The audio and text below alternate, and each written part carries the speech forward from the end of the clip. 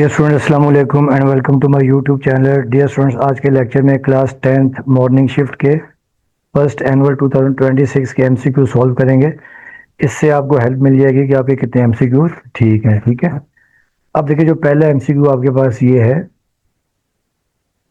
देखिए पहला एमसीक्यू आपके पास ये है कि two fair dice are thrown, what is the probability that the sum is 7। यानी दो फेयर डाइस को थ्रो कर रहे हैं। डाइस देखिए आपको पता है जिसे हम लूडो खेलते हैं, और जब एक फेयर डाइस को थ्रो करते हैं उसमें 6 यानी आउटकम आते हैं, और जब टू फेयर डाइस को थ्रो करते हैं उसमें 36 यानी सैंपल 36 टोटल आउटकम बनते हैं। तो यहाँ देखिए जो सैंपल स्पेस एस एन आ जाएगा वो आपके पास आ जाएगा 36। ठीक है ना, टोटल 36 आउटकम आ जाएंगे। अब आपको कहना है कि देखिए जो सम हो वो क्या हो, 7 हो।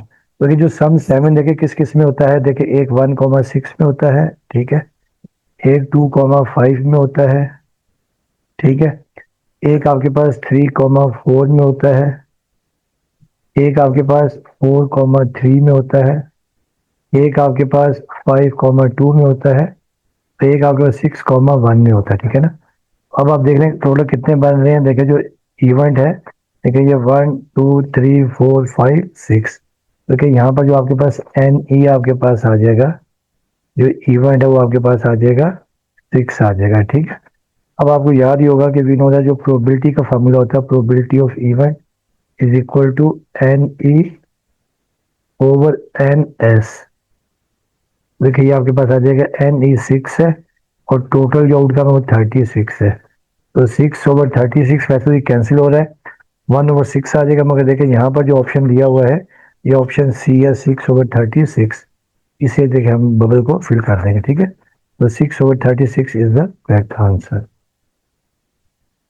अब आगे देखिए जो नेक्स्ट जो क्वेश्चन नंबर 2 है। देखिए क्वेश्चन नंबर 2 में ये दिया हुआ है, इन अ स्कैटर्ड डायग्राम, इन एक स्कैटर्ड डायग्राम हो, the downward sloping line of best fit shows. ठीक है ना, हमें ये बताना है कि जो डाउनवर्ड स्लोप है वो क्या होता है। ठीक है ना, तो अब डियर स्टूडेंट देखिए आपको याद होगा कि अगर स्लोप देखें यानी पॉजिटिव हो, यानी कि एक चीज इंक्रीज हो रही हो दूसरी भी इंक्रीज हो, तो ये होता है पॉजिटिव कोरिलेशन। ठीक है ना, और अगर एक वेरिएबल इंक्रीज हो रहा हो और एक डिक्रीज हो रहा है, ठीक है ना, यानी one variable increase and other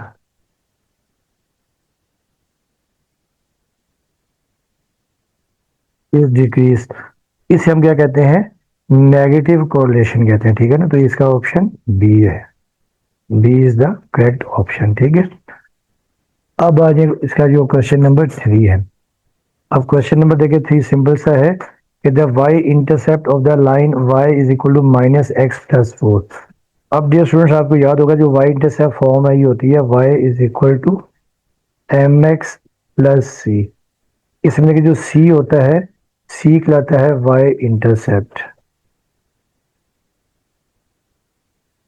ठीक है, अब यहाँ पर देखिए जो आपको दिया हुआ है y is equal to -x+4 है।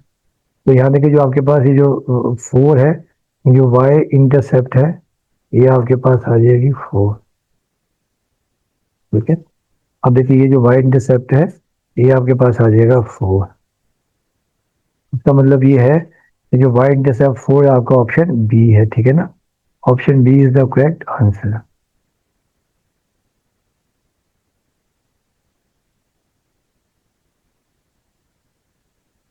अब आ जाए इसका एमसीक्यू नंबर 4। अब देखिए एमसीक्यू नंबर 4 ये दिया हुआ है कि the radius drawn to the point of contact of a tangent is always. देखिए अगर आपको देखिए अगर एक दिया हो, देखिए एक आपके पास सर्कल है, ठीक है, ये सर्कल है आपके पास,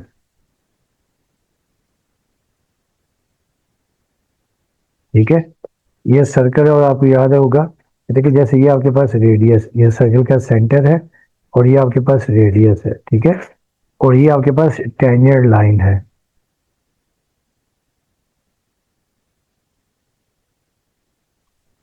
तो ये याद होगा हमने पढ़ा हुआ है, ये जो टेंजेंट लाइन है ये रेडियस के ऊपर हमेशा क्या होती है, परपेंडिकुलर होती है, 90 का एंगल बनाती है। ठीक है ना, क्या देखिए मतलब ये है A tangent is always parallel to tangent, inclined to tangent, perpendicular to the tangent. तो ये perpendicular to the tangent, ये option C is the correct answer. ठीक है, ऑप्शन सी. अब आज इसका देखें, जो आपके पास पार्ट नंबर आपके पास है 5. ठीक है, एक्स स्क्वायर -1 ओवर एक्स -1. तो ये हमें बताना है कि इसका ऑप्शन क्या है. अब देखिए ये आसान सा क्वेश्चन है. देखें, अब देखेंगे आपके पास है x square -1 over x plus 1, sorry x -1. अब देखिए यहाँ पे फार्मूला लगा देंगे ए स्क्वायर -1 का स्क्वायर यानी बी स्क्वायर ओवर एक्स -1. और यहाँ देखिए फार्मूला बन रहा है ए स्क्वायर माइनस बी स्क्वायर, तो ए प्लस बी इंटू ए माइनस बी और डिवाइडेड बाय एक्स -1. अब देखिए एक्स -1 से एक्स -1 कैंसिल. देखिए आपके पास जो रिजल्ट आ जाएगा एक्स प्लस 1. देखिए आपका जो ऑप्शन बी है. ठीक है, option B is the correct answer. अब आ जाए क्वेश्चन नंबर 6. अब देखिए क्वेश्चन में देखिए 6 भी आसान है. The difference of 5 + 2 iota -3 + 7 iota. ठीक है, देखिए ये कॉम्प्लेक्स नंबर है और इनको हमें सब्ट्रैक्ट करना है. तो आपको याद होगा कि कॉम्प्लेक्स नंबर में रियल पार्ट रियल से माइनस होता है और इमेजिनरी पार्ट से माइनस होता है. ठीक है, देखिए 5 + 2 आयोटा -3 + 7 आयोटा. अब देखिए माइनस साइन को हम अंदर मल्टीप्लाई कर देंगे. 5 + 2 आयोटा और -3 -7 आयोटा. अब रियल पार्ट को हम एक साथ कर देते हैं. ठीक है, 5 - 3 और फिर देखिए ये +2 आयोटा और -7 आयोटा. देखिए ये आपके पास आ जाएगा 5 - 3 आपके पास 2 आ जाएगा और +2 आयोटा -7 आयोटा -5 आयोटा. तो ये आपके पास इसका रिजल्ट आ गया. ठीक है, तो अब देखिए ये option A is the correct answer. ठीक है, तो 5 - 2 आयोटा, तो ऑप्शन ए आपके पास आ जाएगा. ठीक है,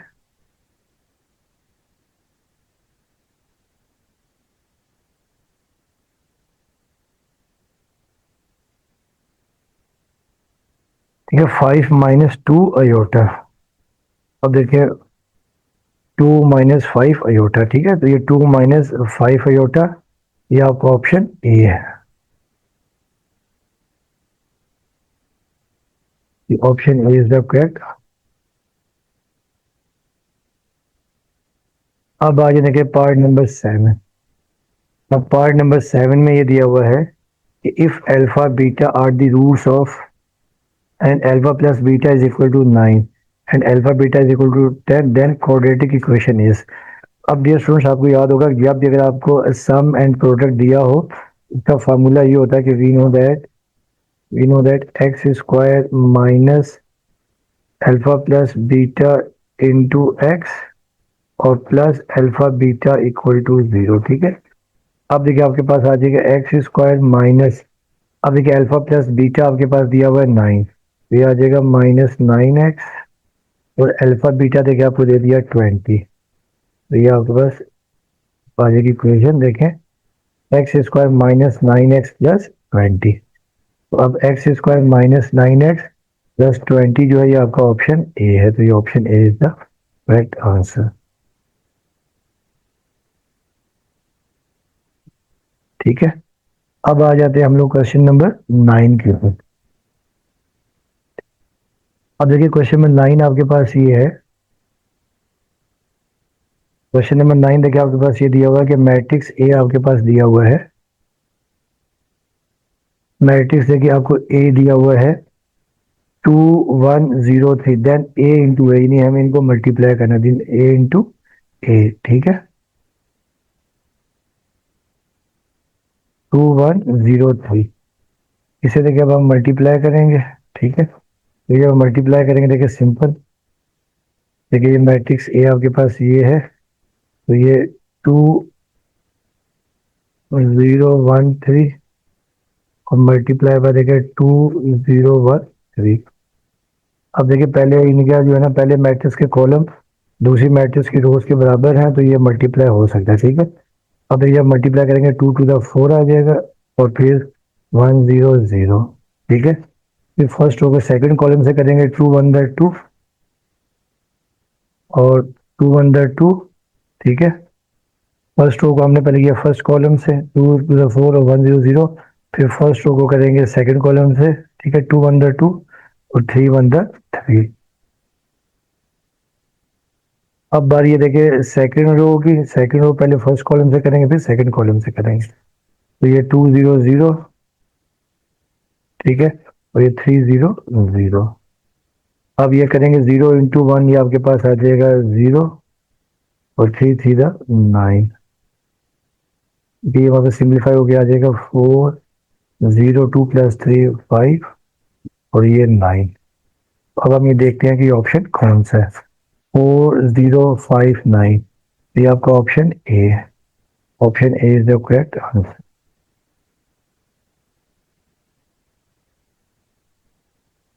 अब आ जाए क्वेश्चन नंबर 9।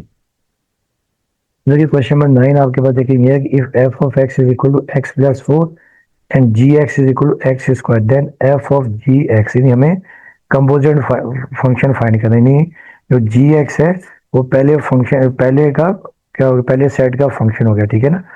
अब देखिए हमारे पास देखेंगे एफ ऑफ जी एक्स का, देखिए मतलब ये है, देखिए यहाँ पे हम एफ लिखेंगे और फिर देखिए जी एक्स।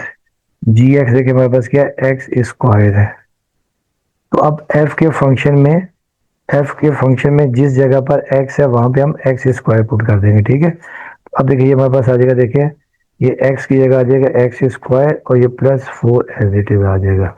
देखिए ये हमारे पास आ जाएगा एफ जी ऑफ एक्स, ठीक है ना, सिंपल। एफ में जिस जगह एक्स है वहां पे हमने एक्स स्क्वायर पुट कर दिया, ठीक है। अब ये आपके पास एक्स स्क्वायर +4। अभी देखते हैं आपका ये ऑप्शन कौन सा है। ये ऑप्शन आपका ऑप्शन एक्स स्क्वायर +4, ये आपका option A is the correct answer आ गया, ठीक है। ये ऑप्शन ए, एक्स स्क्वायर +4, ठीक है। अब आ जाए क्वेश्चन नंबर 10। अब देखिए क्वेश्चन नंबर 10 देखिए आपके पास ये दिया हुआ है, the solution of X mod greater than is equal to 4। अब हमें ये बताना है कि इसका सोल्यूशन क्या है, ठीक है ना। अब देखिए ये हमें दिया हुआ है कि -4 less than equal to X, X less than equal to 4, ठीक है ना। और फिर देखिए बी एक्स ग्रेटर देन 4 है, ठीक है। और फिर आपको दे दिया कि x लेस देन -4 और डी दे दिया आपको x less than equal to -4 और x greater than equal to -4, ठीक है। तो अब देखिए इसका जो ऑप्शन है, इन्हें जब हम इसे करेंगे, देखें ये एब्सोल्यूट वैल्यू फंक्शन है। अब देखिए ये mod x greater than equal to 4, देखिए इसका मतलब देखिए यही है कि x less than equal to -4। ये ना आपको याद हो कि जब भी मोड खत्म करते हैं हमेशा प्लस माइनस का साइन आ जाता है, और फिर और x greater than equal to 4। तो ये आपका ऑप्शन, जो option D is the correct answer.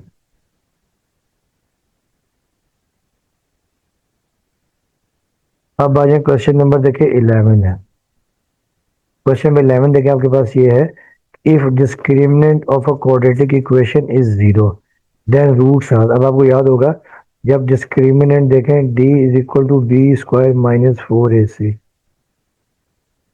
और ये बी स्क्वायर -4ac अगर 0 हो तो रूट्स क्या होते हैं, इक्वल होते हैं, ठीक है ना। Roots are equal, roots are equal and rational. अब यहाँ पे गूगल सिर्फ इक्वल का ऑप्शन दिया हुआ है, तो ये option C is the correct answer. अब आ जाए क्वेश्चन नंबर 12। देखिए क्वेश्चन नंबर देखिए 12 भी आसान सा ही है। ये देखिए क्वेश्चन नंबर 12 आपके पास ये है, if a is equal to i + 2j and b is equal to -i - j।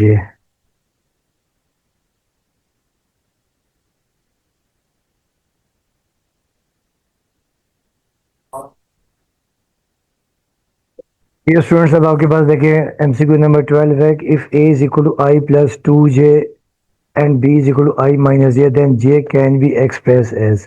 हमें ये बताना है कि दो वेक्टर ए और बी दिए हुए हैं कि जे को हम किस फॉर्म में एक्सप्रेस कर सकते हैं, चार ऑप्शन दिए हुए हैं। तो कि इसके लिए आसान सा रूल ये होता है कि आपने क्या करना है कि वेक्टर बी को वेक्टर ए में से माइनस करना, ठीक है ना। अब देखिए A minus B is equal to, देखिए वेक्टर ए आपके पास आई प्लस 2j है और माइनस आई माइनस जे, ठीक है। अब देखिए आपके पास ये आ जाएगा A minus B is equal to I plus 2j और ये माइनस आई और ये प्लस जे। अब देखिए आपके पास ये आई से आई तो कैंसिल हो जाएगा, ठीक है। और ये आपके पास आ जाएगा A minus B is equal to 2j plus J, ये आ जाएगा 3j, ठीक है। और यहाँ से देखिए आपके पास जे की वैल्यू आ जाएगी, J is equal to 1/3 A minus B. तो ये आपका रिजल्ट आ जाएगा। इसका मतलब ये देखिए जो ऑप्शन आपका कौन सा है, 1/3 A minus B, option D is the correct answer. अब आ जाए इसका जो है पार्ट नंबर 13, ठीक है, एमसीक्यू नंबर 13। अब एमसीक्यू नंबर 13 में आपको ये कह रहे हैं what is the area of a triangle whose sides are 10 centimetre 12 centimetre with included angle 60 degree, ठीक है ना। यानी अब आपको दो साइड्स और एक एंगल दे दिया, ठीक है ना। जैसे देखिए आपके पास ये ट्रायंगल है, जैसे आपके पास ये ट्रायंगल है, ठीक है। और देखिए आपके पास ये जैसे ए बी और ये सी है, ठीक है। तो ए के सामने स्मॉल है, जैसे आपको ये चलो देखिए ए के सामने स्मॉल है, ये हम 10 सेंटीमीटर ले लेते हैं। और ये सी के सामने स्मॉल सी, सी के सामने स्मॉल सी, ये आपके पास 12 सेंटीमीटर। और इनके पास जो एंगल है ये आपको दे दिया 60 डिग्री। अब आपको याद होगा जब आपने एरिया निकालना हो और दो साइड और एक एंगल दिया तो एरिया का फार्मूला ही होता है area is equal to 1/2 A C sine beta. अगर साइड हम ए और बी लेंगे तो फिर साइन गैमा लेंगे, ठीक है। अब देखिए एरिया इज इक्वल टू 1/2, ए देखिए आपके पास कितना है 10 है, बी आपके पास 12 है और फिर साइन बीटा आपके पास 60 डिग्री। अब देखिए इसे हम कैंसिल कर देते हैं, 2 5 10, ठीक है। तो ये आपके पास देखिए आ जाएगा एरिया इज इक्वल टू 5 12 60, ठीक है। ये आ जाएगा 60 और साइन 60 देखो होता है स्क्वायर रूट 3/2। और फिर देखिए कैंसिल कर देंगे आप, 230 का एरिया देखिए आपके पास आ जाएगा is equal to 30 square root 3 square units, ठीक है ना। तो 30 स्क्वायर रूट 3 देखिए आपके पास जो ऑप्शन डी है, ये आप option D is the correct answer. और यूनिट में सेंटीमीटर स्क्वायर लिख देंगे, ठीक है। अब देखिए क्वेश्चन नंबर 14 आपके पास ये है कि the length of the curve part of a circular road showing radius 16 centimetre, ठीक है। रेडियस आपको 16 सेंटीमीटर दे दिया है एंड सेंट्रल एंगल आपको दे दिया 45 दे दिया, ठीक है ना। तो हमें ये बताना है कि जो आपके पास ये जो कर्व एरिया है इसकी जो लेंथ है यानी आर्क लेंथ हमें फाइंड करनी है, ठीक है ना। अब आपको याद होगा इसका फार्मूला आपके पास ये होता है कि we know that L is equal to R theta. और एल आर देखिए आपके पास कितना है 16 सेंटीमीटर, ठीक है। आर आपके पास कितना है 16 मीटर है और थीटा आपके पास 45 डिग्री है। और आपको याद होगा कि जब 45 डिग्री को रेडियन में कन्वर्ट करते हैं कि we know that 45 degree is equal to 5.180 multiply by 45। तो ये आपके पास आ जाएगा पाई/4 आ जाता है, ठीक है। 45 डिग्री पाई/4 है। देखिए जब आप यहाँ पर इसको फिर सिंप्लीफाई करेंगे एल इज इक्वल टू 60 और 45 की जगह पर पाई/4 और फिर देखिए ये कैंसिल करेंगे 4 4 द 16। तो जो आर्क लेंथ आपके पास एल की वैल्यू आ जाएगी 4 पाई मीटर। अब देखते हैं 4 पाई मीटर कौन सा ऑप्शन है, ये ऑप्शन बी है, ठीक है। Option B is the correct answer. अब देखिए इसका जो लास्ट पार्ट है,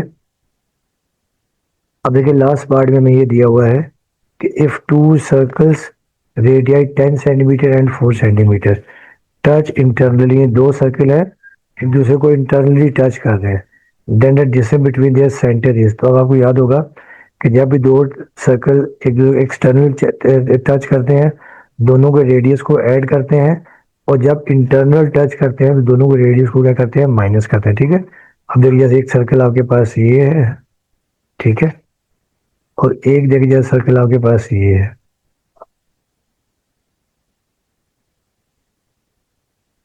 ठीक है।